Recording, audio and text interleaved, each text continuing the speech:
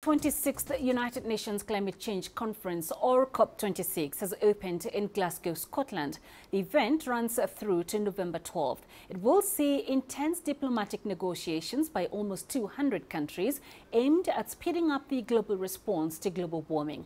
At Sunday's session, UN Climate Chief Patricia Espinosa said the task of swiftly shifting the world's economy onto a greener trajectory to avoid increasingly deadly climate impacts was enormously difficult.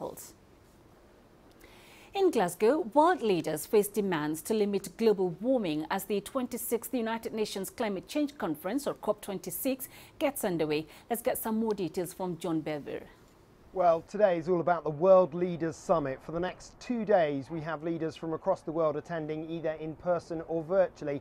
And we have something in the region of 25,000 delegates here as well. Now, they are all meeting to try and come up with some firm promises. Also expect to hear more about what rich countries can do to help poorer countries. This magic figure of $100 billion that's needed annually for richer countries to help poorer countries decarbonise their economies. Expect more on that. Everyone admitting at the moment that they are failing on that target. So people really want some firm promises, and expect to hear a lot today about moving away from petrol and diesel cars to electric and fighting deforestation, and in fact going the other way, and the world needing to plant more trees. A lot of people who are unhappy that governments aren't doing enough at the moment. That really is the main focus. Obviously, every special activist group has got a different focus, but generally the feeling is that, especially among some of the world leaders who are here today, we're looking at people like the UK, America,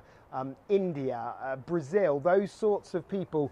A lot of people worried that they are not doing enough. The UK is trying to lead the forefront. It is seeing itself as trying to position itself as a world leader on climate change. It's using the fact that the summit is taking place behind me here in Glasgow to really try and get ahead in terms of those policies. But lots of the protesters here unhappy that not enough is being done. There are somewhere in the region of 10,000 police here from across the UK. They are taking security very seriously, but we're expecting tens of thousands of protesters over this week. And joining us now is Steve Nichols, Head of Environment at National Business Initiative. He joins us via Zoom from Johannesburg, South Africa. Thank you, sir, for joining us. Leaders attending this summit, especially from vulnerable countries, will be looking for stronger commitments by richer countries. What kind of outcomes are expected from COP26? So the key things that we need to watch for are outcomes related to finance and support, particularly for developing countries. And that support is not limited to just finance, but things related to capacity building, preferential trade, sharing of intellectual property, and then critically any market mechanisms or anything related to carbon pricing are critical for economic development. But then also we need to think very carefully about agreements related to adaptation, given that Africa in particular is one of the most vulnerable continents to the physical impact of climate change. How we respond to those physical impacts and the kind of support that we get is important. And in relation to that, any agreements on loss and damage. In other words, how do developing countries get compensated by developed countries who have been doing damage to the environment for a long period? Now, despite much talk of climate change efforts, the world remains on track for a dangerous global temperature rise. Do we need more ambitious goals to achieve what the world needs to achieve? We need much more ambitious goals. So the latest assessment of the science conducted by the IPCC in their sixth assessment report concludes that climate change is certainly man-made, and that in order to avoid the worst impact of climate change, we need to be able to stay below 1.5 degrees of warming, which is more ambitious than the current 2 degrees embodied in the Paris Agreement. And so we need that ratchet of ambition. And in order to do that, we need to be net neutral by 2050. In other words, no more carbon emissions after 2050. But also we need a global reduction of carbon emissions by 50% by 2030. That's just 8, 9 years away. So we need to be far more ambitious.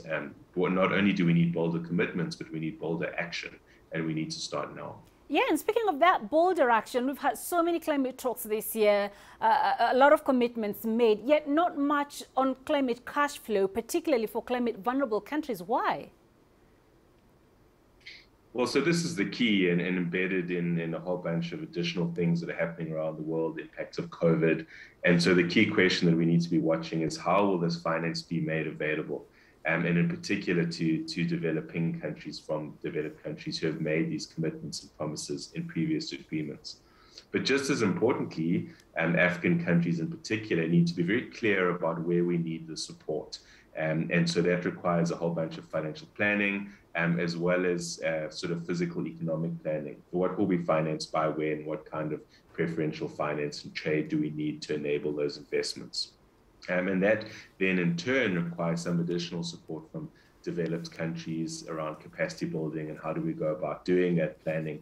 But in particular, I think something that we really need to focus on more urgently is how do we as African countries work together to share knowledge and expertise and be able to direct that finance in much more useful ways.